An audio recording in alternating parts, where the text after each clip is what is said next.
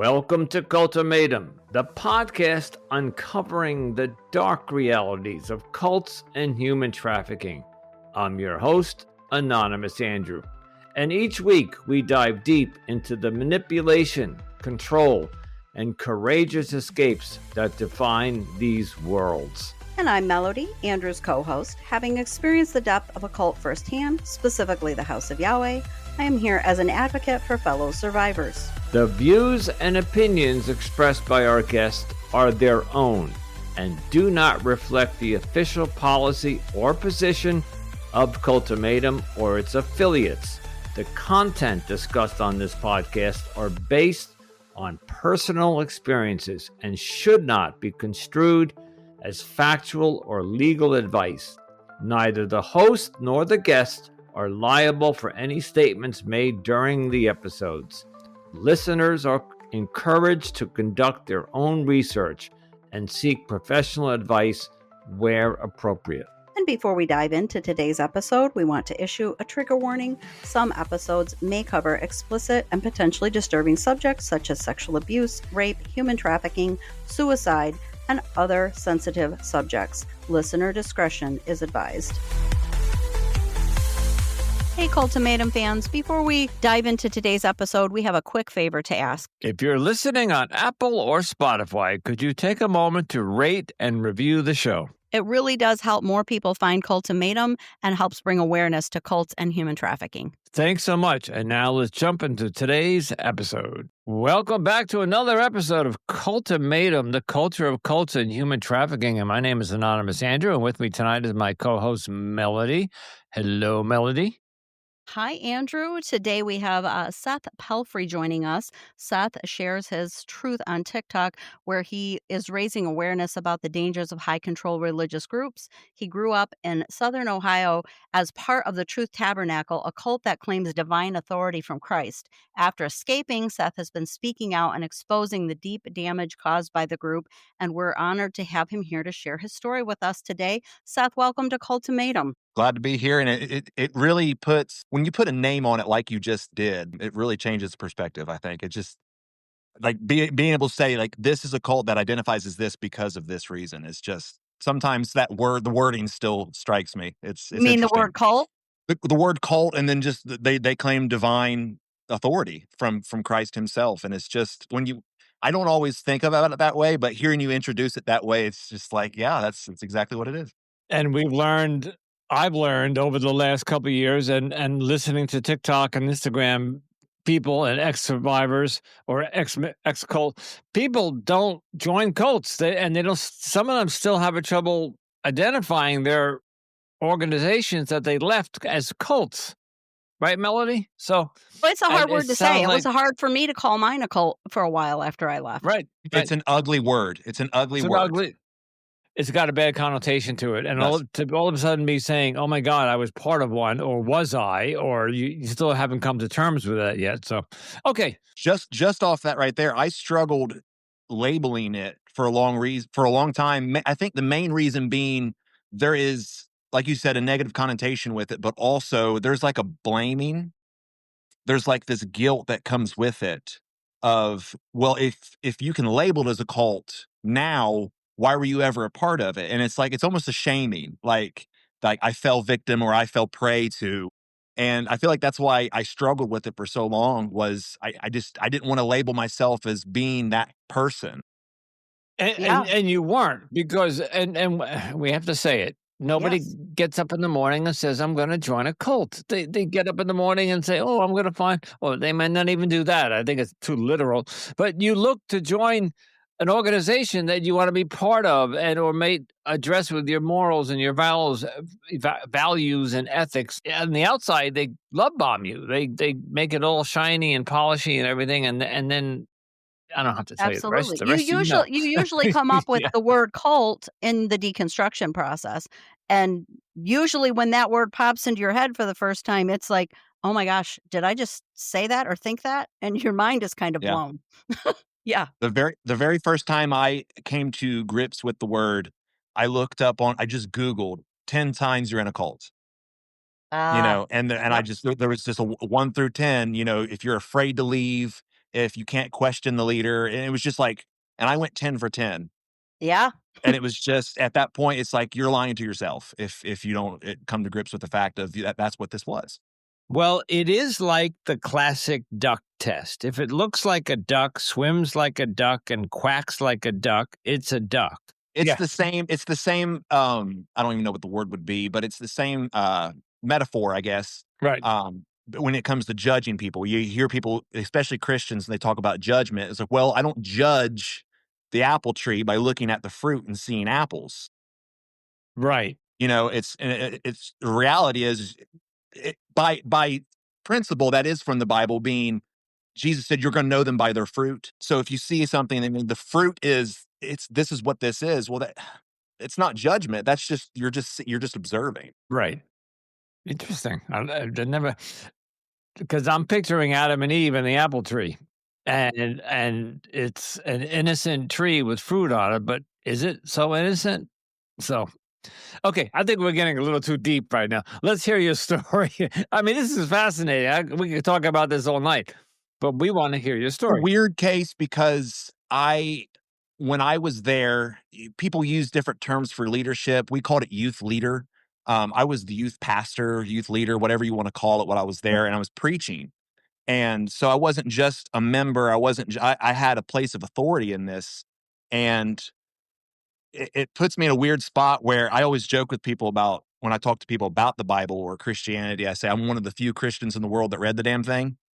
I actually read the Bible through several times. So when we talk about scripture, sometimes I'll access that and I'll dive in and nerd out on you for a second. But a lot of times I use it just, post leaving, I'll go back and I'll use some of their own principles or ideologies against them. Um, but to back up, the start of my story was we grew up in the same flavor of Christianity, that Pentecostalism, apostolic doctrine. And we were in and out of church a lot. My father, my family they all struggle with addiction, and so we were in church, delivered, out of church, backslid, and so we bounced around a lot. And about 2010, they got in touch with this church in particular. My parents started going first. I say my parents; it was my father and my stepmother, and my two sisters, and I have an older brother. And I was the last one to join and go full into this. I was still going to public school, still playing sports. I had an amateur boxing career that was kind of taken off, and I saw this place as stability. At 16 years old, I was pretty volatile. I was very, very off, just fly off the cuff, and I saw myself going down the same path of my father. My father is an ex-convict. He was in prison by 19 years old. And I saw a lot of those same tendencies, that same uh, quick judgment, that same violent outburst behavior. And I saw this place as a stabilizing factor. And when I finally did join in and start conforming to some of their standards, that's the word they use, the standards. Um, that was when I guess that was originally what got me into it. Was I saw myself d- uh, d- like exploding. I saw myself, going down that same path. So it was about 2010, 2011. I was the last, like I said, I was the last one to join in, and I am an all or nothing type of person. And when I finally did concede, it was like my life changed almost overnight. With that, you were 16, just to clarify, because I know you mentioned 16, but did you join at 16, or was that when you knew that? Is that when you kind of were introduced to it? So what happened? I started joining, and the first thing what they wanted me to do was to quit football. And so I did, and I had been going intermittently to that church for a while, so I knew kind of the group. I knew some of the young people. I knew this is what this place wanted me to do. The day that I quit football, I told them that I was quitting because, God. And And when did I they did, I remember going to what church. was their reasoning for not wanting you to be in football? Did they give a reason? What was That's their view that's on that? idolatry, Melody. That's idolatry. Okay, okay. I'm sure there Yes. was something. We figured it was something like that. Either that, or I thought maybe it was because the games were on a Sabbath. I don't know. I'm guessing here. No, it was strictly just because it's a attention, time, and effort thing, and their ideology is anything that you give more time to than God is your idol. Okay, Um, got it. watching and celebrating and cheering, that's those are all demonstrative emotions that are reserved for God Himself, and to put that type of energy towards anything of this world is just damnable. Okay.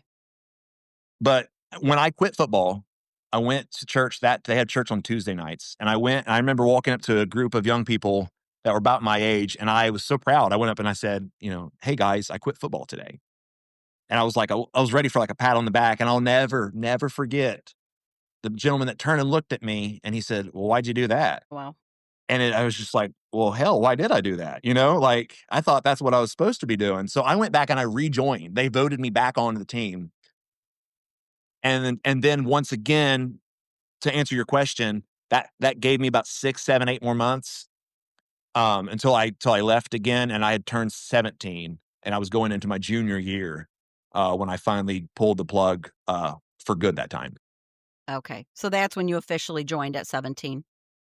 Yes, ma'am. Yep. And then didn't leave till I was 26, so almost 10 years. Wow. Wow. And when I say that I disappeared, I didn't go to the same places I used to go to. I didn't go to school where I went to school. I didn't participate in the same events. I didn't do anything that I used to do. And there was this general consensus amongst everybody I found out later is what the hell happened to Seth? Like he's just gone. And I would see a few people out like at Kroger's or at the restaurant or whatever. And I was almost unrecognizable because of the way that I dressed, the people that I was associating with. And so unless it was an opportunity for me to witness that person, I didn't speak to very many people from where I came from. And the general consensus was he's just evaporated. He's gone. He's moved away. They had no idea. And when I resurfaced, that was when people were like, "What the hell, Seth? Like, where did you go?" Because it's not uncommon for people to graduate high school and go move to greener pastures, and especially where we're Right. from. Southern Ohio is a very economically depressed area. The ones that are smart leave. So I guess that was kind of the general thought was like, he's just left. He's got business somewhere else. He went to school or whatever. And then I showed back up. I'm like, guys, I never left. I've been here this whole time. And it was just, I didn't know what to do with that. You're like, I joined a cult. That's how I lead into it. Like I just started, I didn't know how else to talk about this. I just Yeah. started steering directly into it. When I went to the police academy, they made you write a draft about yourself and then get up and public speak about it and tell something interesting. And I said, "Well, I'm Seth. I'm this old, this many kids. I'm married, blah, blah, blah." I was in a cult for 10 years. And they're like, "Well, whatever else you got on that paper, just forget, because that's all we're talking about now." Like we're Yeah. That's and the I most and interesting I part. just got comfortable talking about it. Yeah. Okay, let's jump in. So you left the football team the second time at around 17, and you jumped into the cult, but you didn't call it a cult then. W- Take us through the first year of The what you first went through. year is that new convert energy. You're motivated, you're enthralled with this new life, this new world that you live, because they live this isolated lifestyle. They refer to anybody outside of their box as the world, The world, oh, worldly, worldly yeah, people. yep. And so it was like you were in a new one, you were in a new world. How many times they're going to keep borrowing the same terminology and the same practices? We hear this. The Amish call them the worldly, or Mhm. the The Jehovah's the Witnesses English. call. No, no, that's right. They call them the English, but you hear the same terminology from cult or anyway. I'm going to go off on a Yes. tangent. Go ahead, Seth. I'm sorry. First year, once I quit everything, I not only did I quit my sports, but I also quit public school, and I went to this place has its own schooling system. It Oh, of has course. a private school that's in the basement of the church. It's K through 12. It operated at the time. Its principal was the only person that had went to college and got a degree for education, and he was like the overseer, and everybody worked through him by proxy, um, as like overseers and assistants. So when I quit, the sports, I also quit the schooling. So I was quite literally every part of my life had changed at that point. And I was going to school there. I was going to church, 2, 3, 4 times a week. I was going to youth on Fridays, choir on Saturdays. Your whole world became this building. And I was all for it. I was neck deep in it. Now is And this about a 3 years into it, a recognized school? Like, did you get a diploma? I got a diploma. It is, you may actually have heard of the curriculum. It's ACE, School of Tomorrow. Okay. They operate on a pace-based structure. Every grade is 12 paces. A pace is a packet of paperwork that's about 40 to 60 pages. Um, and it's kind of a at your own pace, pun intended, Okay. um, structured school system. It's accredited to a degree. I think Ohio recognizes it in some weird special Culty kinda connotation, way? church, whatever. Yeah. But I don't think it's not accredited through the state of Ohio, if that's the question. Somebody's paying Okay. somebody just to accept it as a degree. So yeah, Essentially, yeah. yes. Okay. Got it. But when I think things really started to change was when they well, I guess I don't really know how this came to be, but at some point I was getting told that I was now called to preach. I had a calling on my life. I don't know if it was my fervency or my ability to speak to people or my, whatever it is they saw about me that saw me as useful. At some point I became, you got a call on your life. You're a preacher. When that changed is when things really took a deep dive. It became everything that I was. Like I said, when I would see people out, I would use it as an opportunity to witness. I was knocking on doors and I became so immersed that this was just, I mean, I got a lot of useful experience out of it, but like we would be in prisons, doing the chapel services. And then I would be in nursing homes and we would do bus routes. And I would have to work with these kids that came from these terrible backgrounds. And that's some of the good that I draw back to, like those kids and being able to work with the young people. But this just became everything that I was. And I don't know how fast you want me to jump ahead to some of the juicy stuff, but when it really started to come like unraveling in my head was when I started preaching and I started diving in. I was like, if I'm going to preach, I'm going to read this book and I'm going to know what it says. I started asking questions, and that's when things got, that's like the ultimate sin is when you start Pushback. asking questions, I guess. Yeah. Yes. They don't like that. Well, I was always told that, and I've used this saying later on in my business life, but they would always say, "Are you questioning or asking a question?" Because those are two very different things. I don't necessarily think they are, but Well, I think it's both. I guess their point was the intent. Are you asking out of genuine curiosity because you don't know, or are you questioning because you're doubting? Right. Right. And the Yeah. latter was the problem. Right. Well, So maybe when you're I started questioning asking because the you don't questions, wanna doubt and you're trying yeah, to I mean, yeah. it's if you look at it from any sane point of view, you're like, what are you talking about? Like, if what you say is real, no amount of questioning is going to poke holes in that. Right. So what are Exactly. you afraid of? Like it was that was the biggest thing. It's like, what is it that you guys are afraid of somebody asking? Because this is Yeah. divine, this is Th- holy, this is infallible. Are you referring to them being afraid that a member of this organization might confront them with something that Yes. So they when I okay. say them, I'm referring basically to anybody that would come to the pastor and say, why do we do such and such? With a critical, so they have a critical thought. Yes. They actually thought for themselves and said, I don't understand something about this. Either it could be a teaching or it could be maybe something I heard in the sermon, or maybe they saw it on the internet, whatever."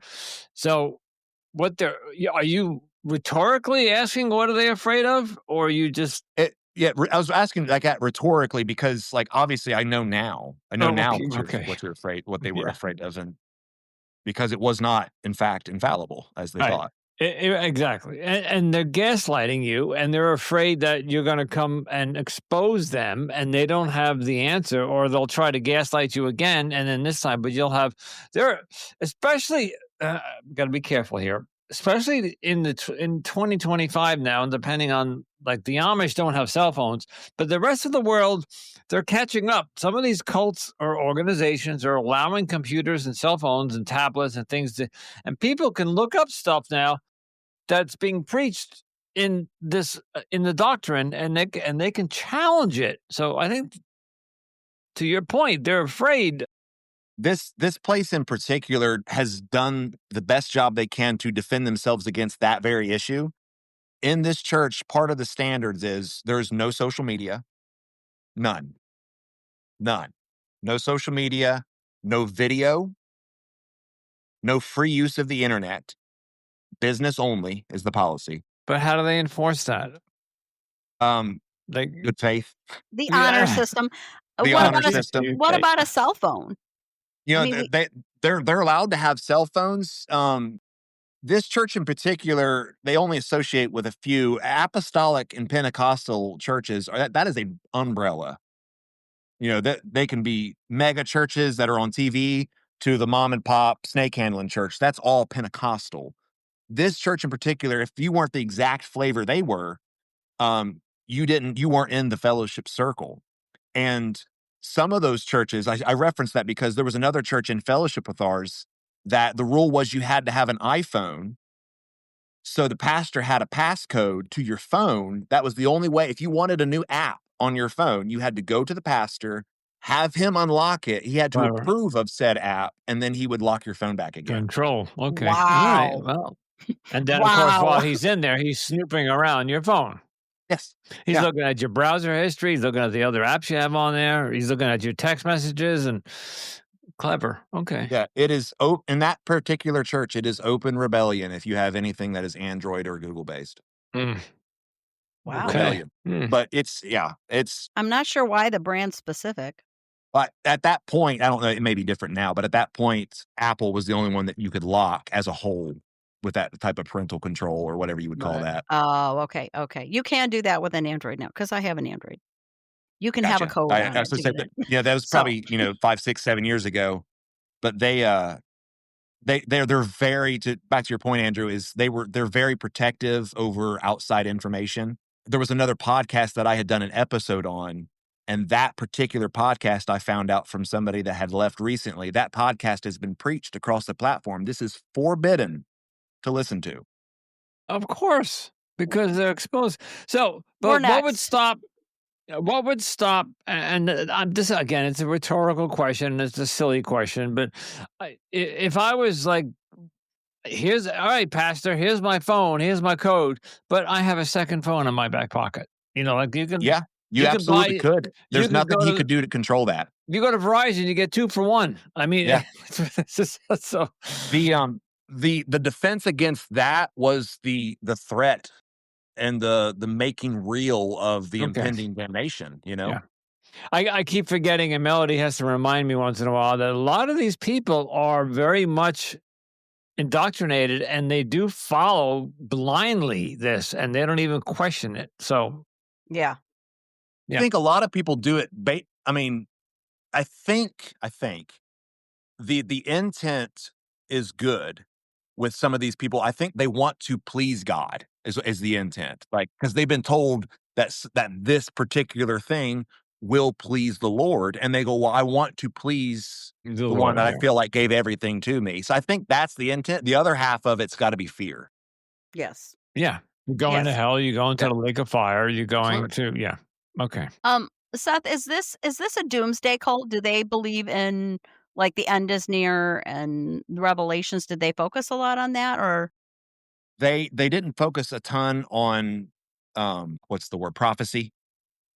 They're not they weren't that like, Daniel's the 10 toes of, the statue and Daniel and Ezekiel and then the book of Revelations. They didn't focus heavily on that. But Okay. they do believe in a literal rapture of the church. Okay. Their doctrine was pre-tribulation rapture. So they believed that God was going to come get them first, and then all these terrible things were going to be happening on the Well, earth. Right. Just them, right? Yeah, just therefore and no more. Okay. Yeah, mine help too. me out here, because I studied the Bible in college only because I had to take theology. I went to St. John's University. But help me out here. Doesn't the Bible forecast the end of the world at some So point? there are some scriptures, and it comes down to, what do you believe as far as, is this symbolism or is this Oh, literal? right. Were the 7 churches in the book of Revelation, or were those literal churches? Yes. Or are those church ages, and they symbolize different eras of time? So Okay. there's all of this, like, what is and is not, if that makes any sense. Well, yeah, and Yeah. Well, each cult can come up with their own interpretation of it, or each cult leader can say, "Oh, this is Yes. what this means in Revelations," or, and and by the way, whatever it doesn't suits them. make sense, but No. because it's a cult, so none of it makes Right, sense. But right. but what you're It saying, it makes sense. Okay. Yes. Okay. What I'm hearing is that 17, 18, 19, you are all in and you're helping these young youth. And so you're in there for 10 years. Let's maybe, unless you have more you want to talk about, let's maybe fast forward to at what point did you begin to doubt? Like that, in all of our stories that we hear, there's always that point where you step over that line, and then you start scratching your head and go, I don't know if I really fully believe that, and you start to question. You're When go you're when you're go you're gonna love this. Okay, I'm I all have ears. I can answer that question with one word, and it makes 0 sense, but one word: Christmas. Oh. Yeah, that doesn't make sense. Okay, So because so did they One Christmas is a word. pagan celebrate or not holiday, and celebrate it? So this, in the apostolic ranks, this is a very divisive topic. Some churches celebrate Christmas, hoorah, all the way. And then there's other churches that you are going straight to hell if you celebrate Christmas. And that is a warring of theologies of, this is Christ centered. What are you talking about? It's a pagan holiday. You're worshiping the totem pole, blah, blah, blah. And it was this back and forth. And I always got a kick out of it because my pastor at the time was very pro Christmas. And he was probably one of the most respected in the world in this type of church. He was known everywhere. I mean, when I say the world, he would be in China, Taiwan, everywhere in Africa, Austria. He was everywhere. And he was very pro Christmas and wouldn't care to tell you.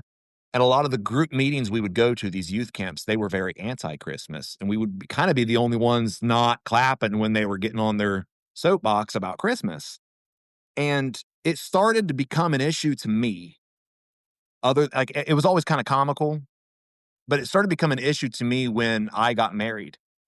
My wife at the time came from a church in southern Mississippi. Um, Due to the threat of defamation, I will just keep them completely nameless.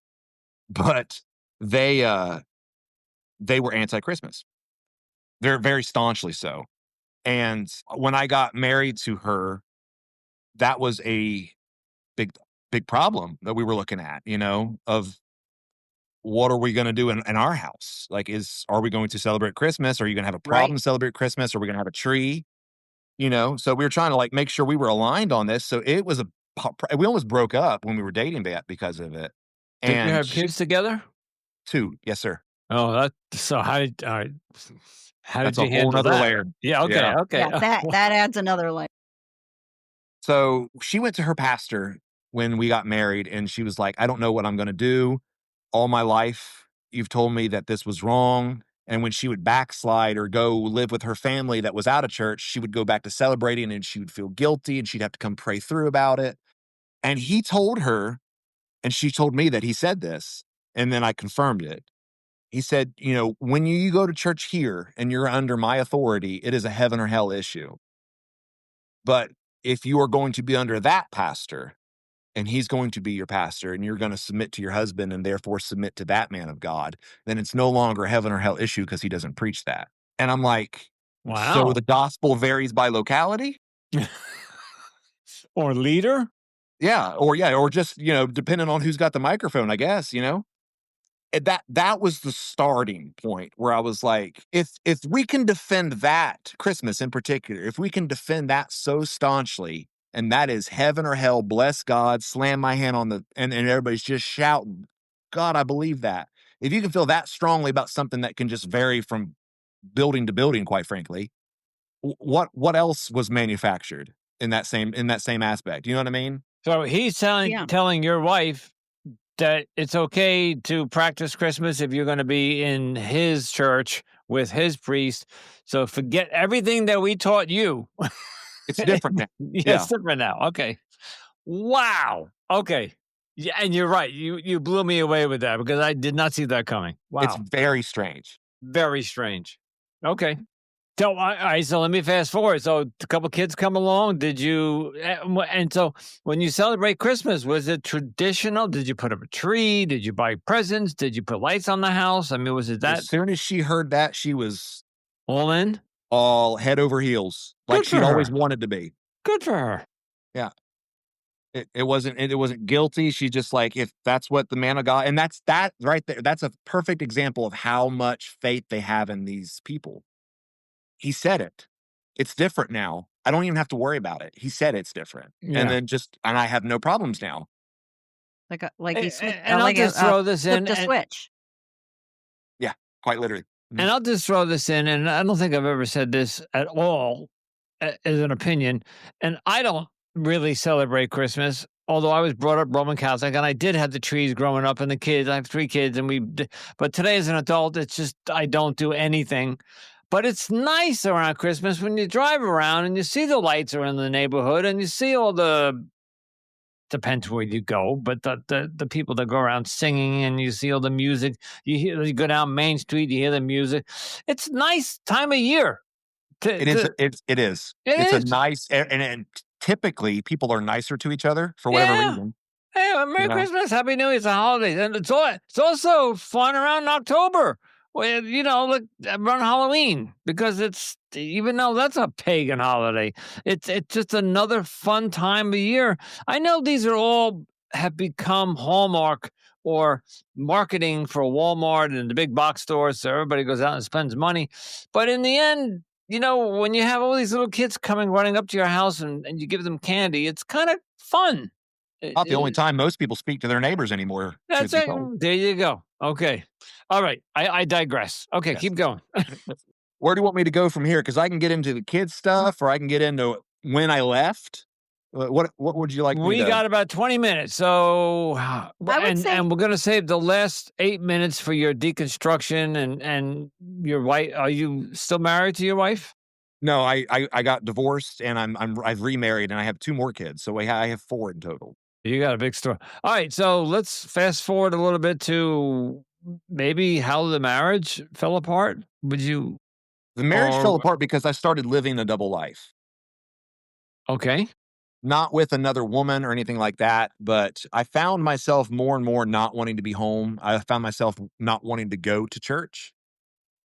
So I was working out of state at the time, so I had about an hour and 10-minute drive home every day, and I would just lie to her and I'd be like, "Hey, I'm working late, they got me on this job, I gotta get it done," and she was always understanding. She'd just go on to church, and I would just sit on the highway on the shoulder and watch videos on my phone. I Pomo.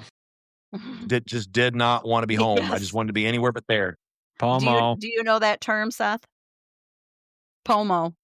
It's a Jehovah's Witness term. It's when you are physically in but mentally out, meaning you're That's still PMO. part Yeah. So or PMO, yes, PMO. When you're still part of the organization, but you're mentally not in it anymore. right. So Never heard that acronym. That's interesting. Oh, yeah, PMOS, physically and mentally out, or POMO, physically out, mentally out. So you're telling your wife you're going to the church, but you're not, right? So you've checked out. Yeah, I've mentally started to question things, and it just makes me not wanna be there, and then the guilt on top of now living this life of under the cover, um, so not wanting to go there because you feel like, you're sinning, so you don't wanna be there because you feel like you're gonna preach that, you're gonna feel that conviction, that condemnation, and so I just started not wanting to go there, and that really put a strain on the marriage. And did she find out? Did you come clean? You just couldn't handle it anymore? It How did? it it became incremental, like, she would see things on my phone, like, she would see, like, a YouTube something or whatever, and she's like, "What are you doing?" And we had some talks about it, but the end of the marriage actually officially came from a decision outside of me and her, From the group itself or from the pastor himself. Okay. okay. What had happened is, I left the church.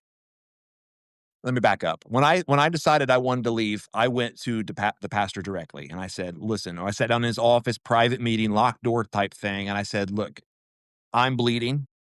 I'm struggling. Um, my marriage is struggling. And I'm the youth leader and I'm preaching on Tuesdays and I'm leading song services and I'm doing all these things. I've got so much on me and I need to put some of it down because I'm hurting. I need help." So Because I you feel like didn't believe in it anymore, and yet you were going through the motions. I didn't Right. believe I didn't know if I believed in it anymore, Okay, so I wanted to do you were questioning it. Okay. some self-reflection, and I thought maybe this was a spirit. Maybe this was an attack on my spirit from something else like I've been preached to that I was hearing about and now I'm experiencing, and I'm in this war of, is this a spiritual attack? Do I have a devil inside me? All these crazy things you start asking yourself. So I wanted to step away, and that was my request. Let me step away. Let me step down from all my positions. Let me focus on my marriage, focus on myself. Let me get myself right because I'm hurting and I need some help. And he told me that he had prayed about it and that was not the will of God, that I did not need to step down, that I did not need to step away from all these positions, that running from my problems wasn't going to be the answer. And he had prayed about it and God said that I needed to keep doing it. Oh. So And at God talks that directly moment, to him. yes, always. That's Okay. that's a foregone conclusion.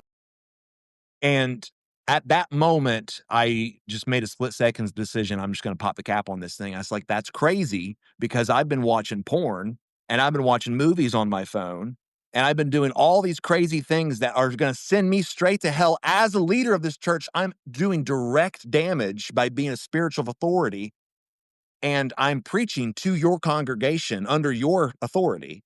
And I've got all these spiritual problems. And I'm doing these terrible things. And you just told me God said for me to keep doing it. Explain that. And how did he explain it? And I told him, I said, I will accept the answer of I'm just a man and I missed it. Like, I'll accept that. I'm just a person. I'm not God. I missed it. I messed up. I would accepted that answer. But he told me that there was no problem here, that this was God's way of revealing my sin to him by making me self-destruct, that this was all part of God's plan. They have an answer for everything. They really they have an answer for everything. Oh, wow. Wow. Oh. And so how did you deconstruct that comment? I mean, I'm sure you had to be thinking, Point, I was done. "Yes." At that point, I was done, and Okay. I'll leave out some of the personal details of how the split officially happened, but after we had been split, everybody listening to this in this church is gonna listen to that part right there and think, "Oh, that's convenient," but I'm just leaving out some personal problems just because for the people involved. But after we had split, we had attempted to reconcile, and I went to her, I was like, "Do you want to fix this or not?" And at that point, we'd kind of been on the fence about it back and forth. And she told me that she consulted pastor and pastor said that she was not allowed to pursue her marriage if I was not going to come back to church. And I said, I'm not asking what your pastor said. I'm asking what you think. You Do you want this marriage? Yes or no? And she said, my pastor said no. So it's no. Mm, And at that moment, we were done trying to fix anything. okay. So that's why I said it still was her decision, make no mistake, but right. it wasn't a decision she made herself alone because he had told her, if he's not going to be in church, then you're not allowed to pursue fixing this. Like I was homeless after I left this place. I slept in my car Yeah. Well, of course, because because I wasn't allowed to come home. Like it's Right. crazy to think. I mean, this kind of just a self-reflective thing.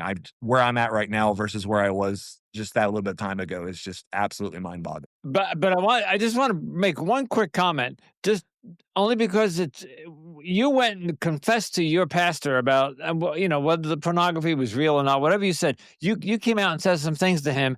If I had gone to my priest or a priest today in the confession, you know what he would have said to me? Say 3 Hail Marys and an Our Father, and I'll see you next week.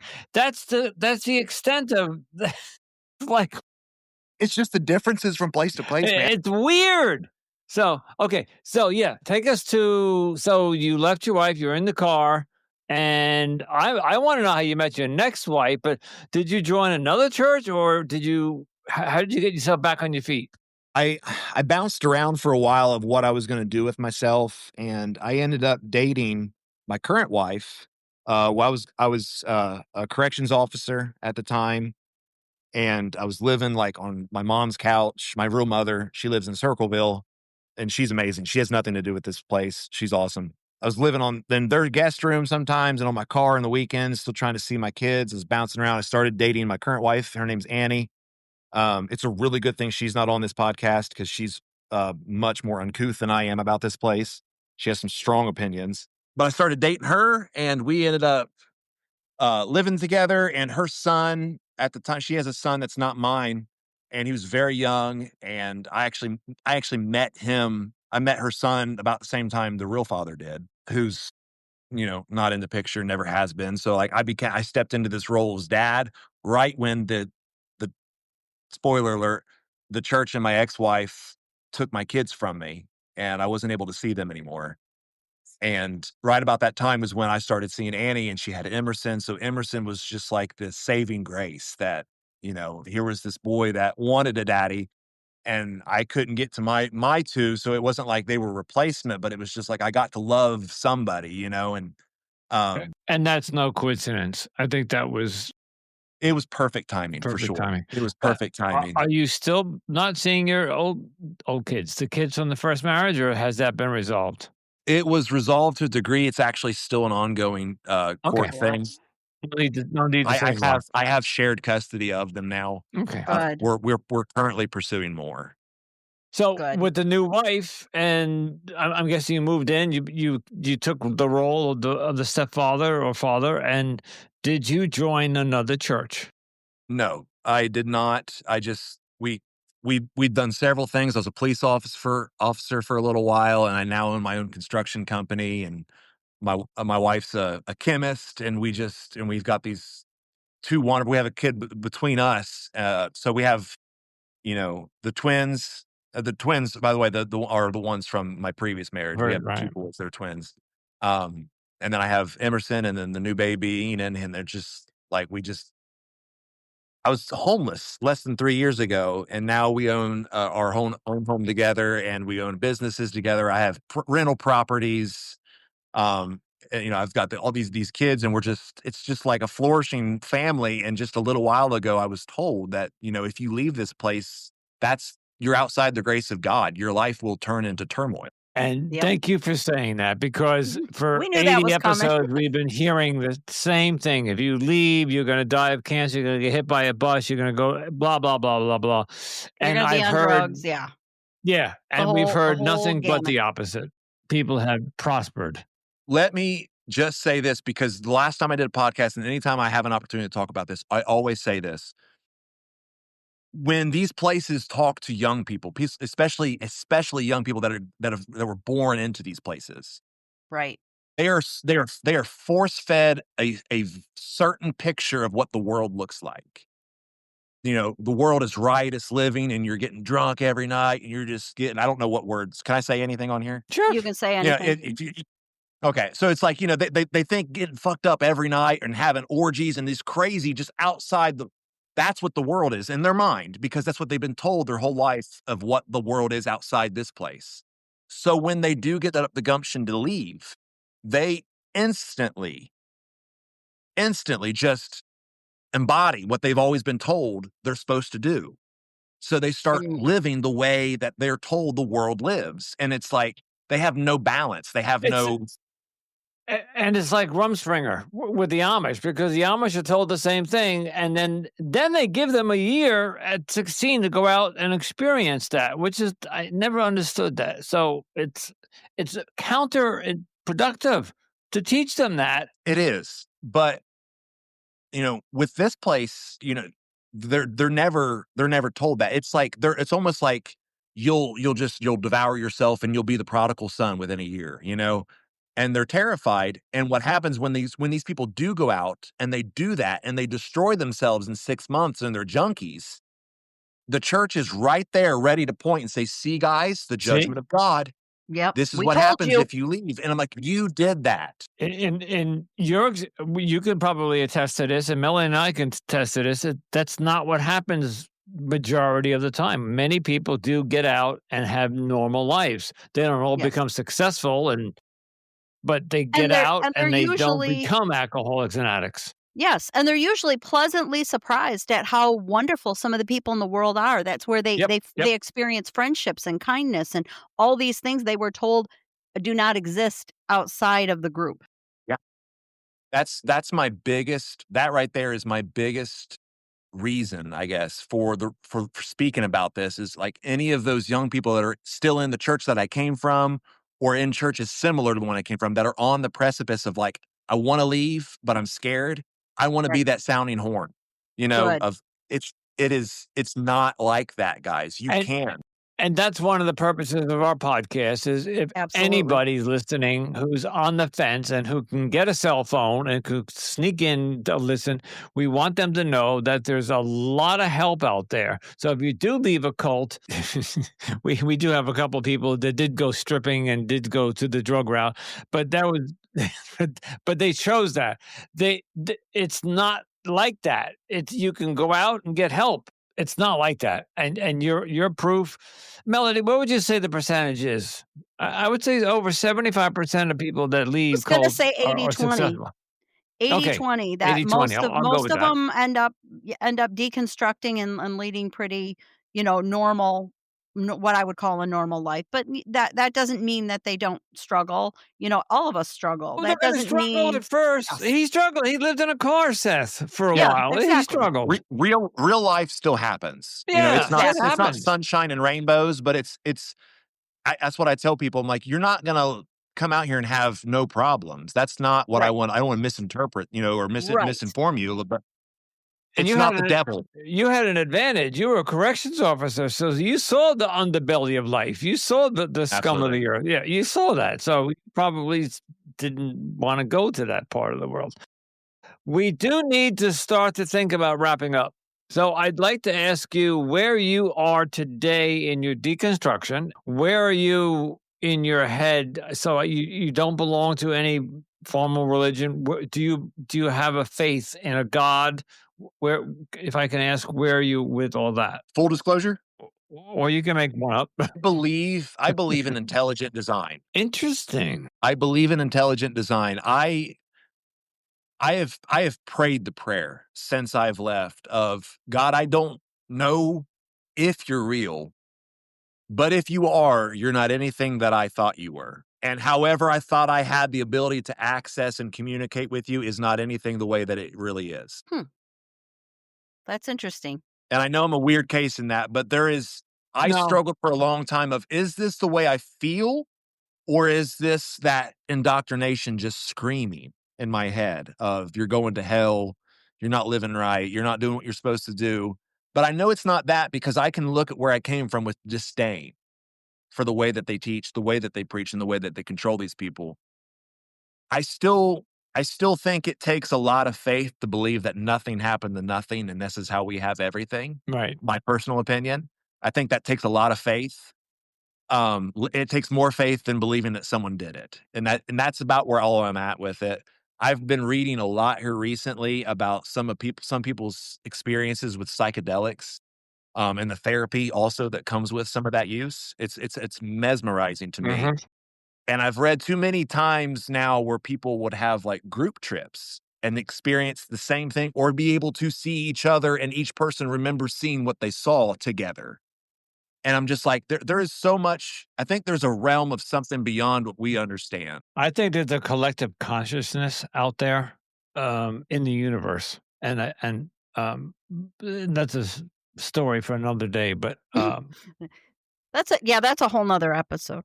That's kind of where I'm at, though. It's like, you know, I I think people. This is going to be really unconventional, but there's a comedian. His name's Pete Holmes. You may know who he is. You may not. But he's just a stand up comedian. He's goofball, but he has some of the most articulate and deep thoughted ways of articulating this exact same sentiment. And he's like, because he was a previous Christian that's deconstructed, and he still believes in like intelligent design, but he's like, the Bible, he tells people, is a metaphor, which means it's always true, sometimes happened. And it's like you're taking a literal connotation to something that was meant to be practice and principle. He's like, the principles of the Bible are true, like of Proverbs and of loving one another and just. Oh, Oh, And it's like you're missing the principle of like if God is love, then anything you do in love, that is what God yeah. is. Like that's his mentality. I'm like, it's beautiful. If And we it's could like, all be kind to each other, and yeah. the world would be a much better place. But those 10 commandments that came down from when Moses brought down, those are just the 10 principles of life. Just follow these, and the world will be a great place. But we as humanity can't follow those 10 commandments. We just can't. yeah, if God is love and God is goodness and bad things happen, that would mean, that those things right there, that is the absence of good. That's the absence of love. That would be the absence of God. That's why that happened, because that's not what he is. And Yeah, I agree I find that very 100%. interesting because that was one of the things. That's one of the things that I will say is that I do not believe in the Bible as a whole anymore, or the every word of the Bible, because it's been too manipulated by people and men, but I believe in the Yes. theme of the Bible. And I call myself agnostic because I'm like, I kind of feel like, well, I believe there's probably something out there, but I have days when I wake up and say, "Huh, maybe not." But then the next day I'll be like, "Yeah, I can't explain this, so maybe there is a higher power out there." So I go back and forth, and I've been out for 30 years, so go figure. I think it's a comforting thing for people like us, humans that are Yes. we're stuck to time and place, And you know and what? We're gonna find out when we pass One on. day, When we go yes. from this plane of existence to the next plane, we will find out whether there's something more, or if but unfortunately, we won't be able to come back and talk about it. Melody, would you like to ask your final question? Yes, he kind of answered mine already, but I'll give him an opportunity to expound on it. The question I usually end every episode with, Seth, is if somebody is listening, whether they're from your church, a similar church, another cult or group, somebody is either in it thinking about leaving or thinking about joining a group that they're having some doubts about, what would be your words of advice to them? He's looking for his cell phone. it makes me emotional because this just happened. I'll answer this by telling you, I just had a young person that was used to be in my youth group reach out to me on Instagram. They left, and they told me they weren't sure that they were gonna, but they finally listened to my podcast on the previous episode that I did, and that was what inspired them to leave. Mm. It's not my message would be, it's not what you think. It's scary making your own decisions, but it's freeing because they're your decisions.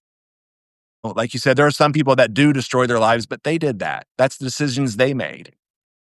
And that's a sword that goes both ways. And there's just something about it that when you go to your job or you look at the person you married, that those are the decisions you made. Because I didn't get to do that. I didn't get to pick where I worked or who I married. And that's another realm that we didn't get into this, but I didn't get to make those decisions. They said, you're not working here. You're not pursuing that job. And I got to be able to do my own thing. And just quickly, I was brought up a strict Roman Catholic in a wealthy family, and I went to very good schools, and I became an alcoholic and drug addict for 35, 40 years. I'm in recovery today, but I did the opposite. I was brought up in a very well Catholic environment and education, and I went the other way. And so it's weird.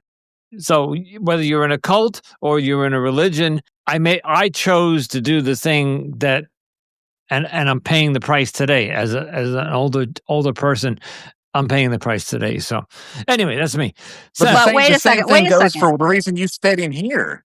Yeah. yeah. Oh, You're sitting absolutely. here because you made Yes. decisions to change that. And that's the beautiful Yes. part about it. Yeah. Go Thank ahead, you, Seth. Melody. That's exactly what I was going to say. Andrew, you also Okay. made the choice to get sober, and you've been sober now Yeah. for you hit 10 years Over this 10 summer, years. right? Yeah.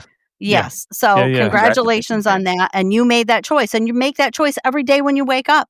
You keep making that choice. That's the beautiful part of it. You didn't get told because God said. No. I didn't. No. Matter of fact, my father did sit me down and say, "Stay away from drugs." when I was like 12. I was like, whoa.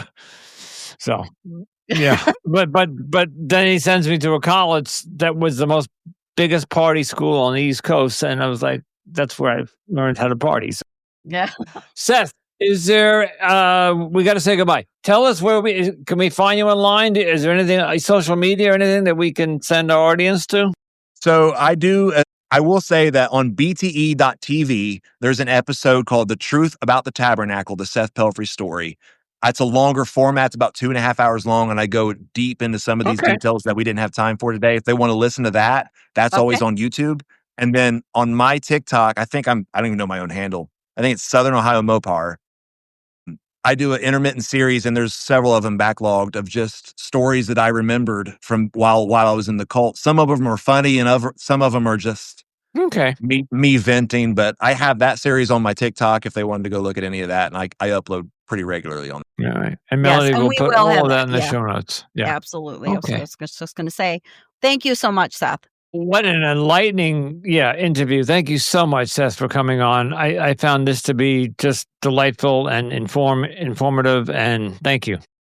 Well, I wanted to say thank you guys for what you do, because like I told you in the story about them listening to my podcast, and then there's people like me that are listening to yours. I'm sure every day there are people that listen, and that it does make a difference. So It's growing. It's slowly, we're getting there. It's more Yes. each week. There's one, two more, whatever, Yes. adding on, and hopefully one day we can make a big difference. And all of us, all of the podcasts that are in the cult and all the cult social media, the more we speak out, the more we can bring down these big organizations that are ruining people's lives. That's all. That's what we're trying to do. If it reaches one. If it reaches Yes. one. So, Absolutely. Seth, thank you. Have a Yes, great thank night. you. And Thanks we'll, again. Absolutely. Thank you guys. we'll talk to you soon. We'll be right back after a quick break. Don't go anywhere. More Cultimatum is coming up. And once again, we want to thank Seth so much for coming on the show and sharing his story with us.